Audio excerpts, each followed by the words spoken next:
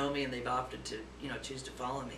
So I hear all of you saying that this is a great way to build relationships and eventually sales, but you have to be careful, I think, about how you present yourself when you first get online. Does anybody want to comment on that? Sure. Yeah, sure. I think your online presence really does, as Patty said, reflect you and what your belief system is, what your values are, and who you are. And people will know you by that. There are people on Facebook that I religiously follow because they're so interesting and because their value added to me is high.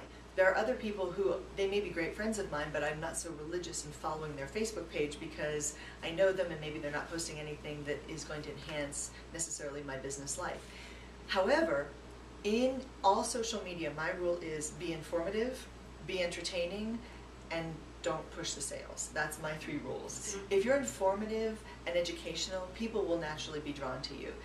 If you're trying to push sales too hard, people will, they'll block you as a friend, they'll unfriend you, they'll cut you from your LinkedIn account, and that's not what you want. So don't be annoying, and you can't really, or you haven't experienced that you should go out and just start selling people. Hi, here I am, come be my friend and buy my product is usually not an effective way. Yeah. And then Patty, you said something interesting about a person you met in Alaska. Was it Alicia Sherman? Well, she lives in Alaska, but she was coming to Denver in '07, and we just happened to be one of that early group that started talking to each other. So you met her on? I met her on Twitter. Okay. And we didn't get a chance to. See, in the old days, if you knew somebody and somebody knew somebody, it was like a kind of a country club. You kind of just meshed together.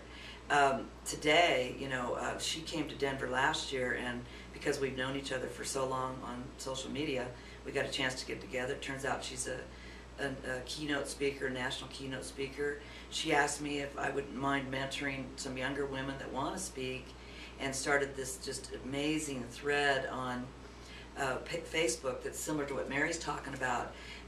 Just let's buff each other out. Let's as women, let's give each other accolades and stuff like that.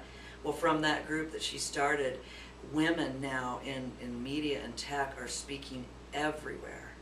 They've actually putting calls out for women, so more women are speaking at these tech conventions. And so I'm just really grateful that, her and I got a chance to build that relationship so we can stay in touch with each other. And so you've met some people who've had powerful influences in your life and also supported your business growth. Absolutely. I would have never been able to speak at like the Denver Media Convention had I not met these people in the early days of Twitter. We got to know each other. Okay, so I'm just gonna. I met you on Facebook. Oh, really? Yeah, and right here in town. I just found out that Mary and I follow each other on Facebook. I mean, just when she said who it was when she walked in, this is because she knows somebody that I know, and when whoever wanted to request our friendship said, well, hey, she knows so and so I think she's okay. That's wonderful. Yeah, it is. It's so, amazing. any parting words of wisdom or comments for our viewers?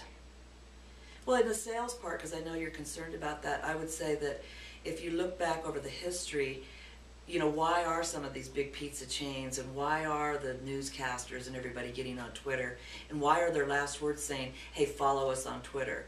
Because they are having amazing results in sales. They do know those tactical and strategical ways to post things that garner up business.